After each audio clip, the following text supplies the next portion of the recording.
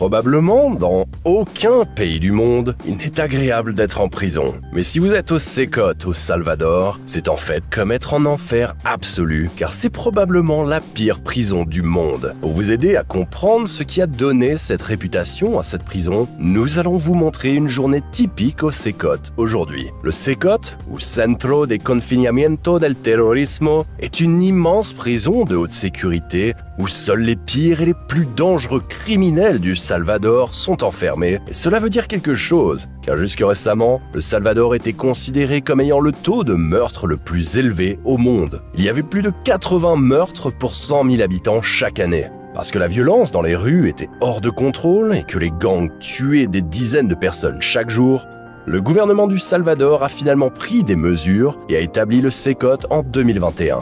Depuis, jusque 40 000 personnes y ont été emprisonnées, purgeant des peines pouvant aller jusqu'à 700 ans. La plupart d'entre eux ne quitteront probablement jamais la prison.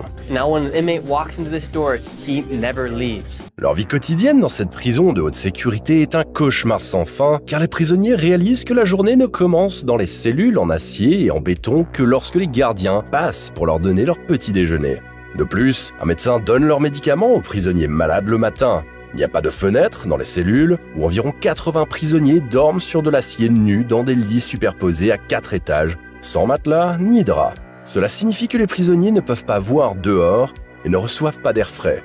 Et cela dans des températures allant jusqu'à 35 degrés Celsius. Par ailleurs, les cellules sont en fait conçues pour 10 personnes à la fois, et comme l'a expliqué en riant le chef de la prison lors d'une interview, jusque 100 personnes peuvent être entassées dans une cellule. Pour le petit déjeuner, comme pour les autres repas, le menu consiste généralement en des pâtes froides, du riz, des crêpes et des œufs durs, ou une soupe insipide. La viande n'est jamais servie.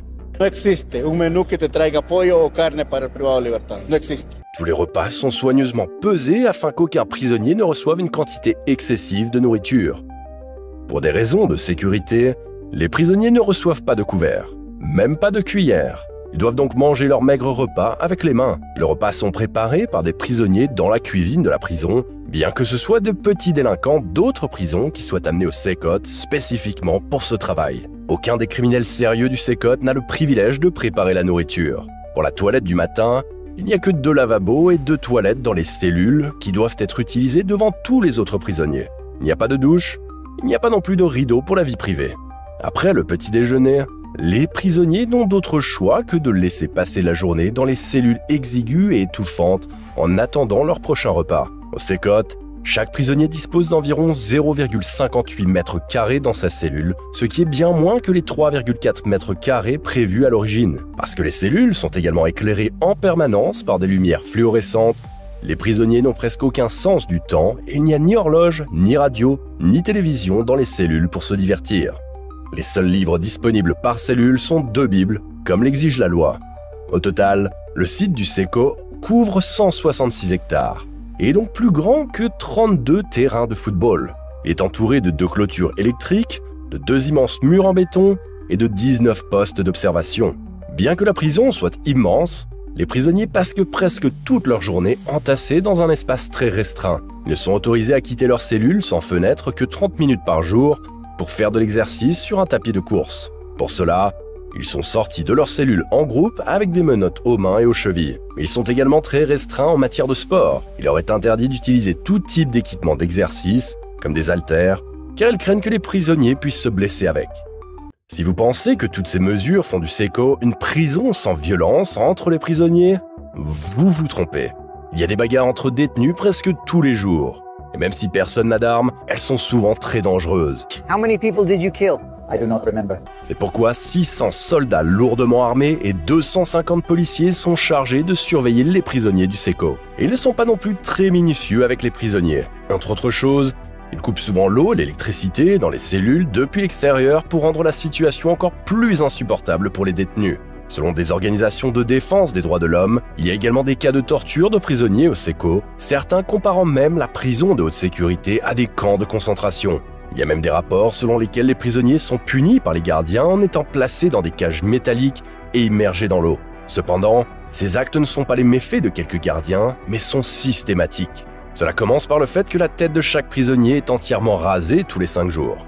Parfois, ils sont tous dans la cour ou dans le couloir, où ils doivent rester immobiles pendant des heures avec les mains derrière la tête. L'objectif de tout cela est de faire en sorte que les prisonniers ne se sentent plus comme des êtres humains. Quiconque se fait remarquer est également enfermé pendant des jours dans une petite cellule sombre en béton en guise de punition supplémentaire, où ils restent alors complètement isolés dans le noir. Même les choses qui sont fournies dans presque toutes les autres prisons de haute sécurité au monde ne sont pas disponibles au SECO.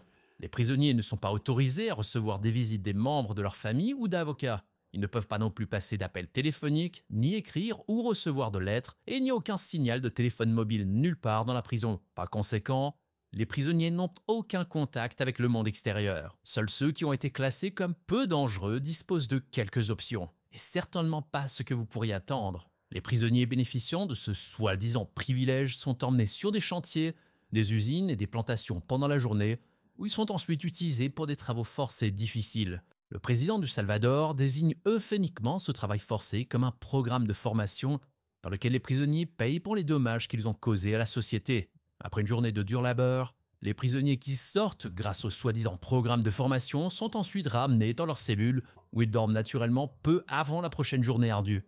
Avant cela, cependant, ils doivent subir un contrôle corporel complet et une fouille minutieuse pour s'assurer qu'ils n'ont pas introduit de contrebande. D'ailleurs, s'échapper de cet enfer est considéré comme impossible, car outre le fait que les prisonniers soient étroitement surveillés par les gardiens et les dernières technologies, la prison de haute sécurité est également située au milieu de nulle part. Même si vous parveniez à sortir, vous seriez repris en un rien de temps.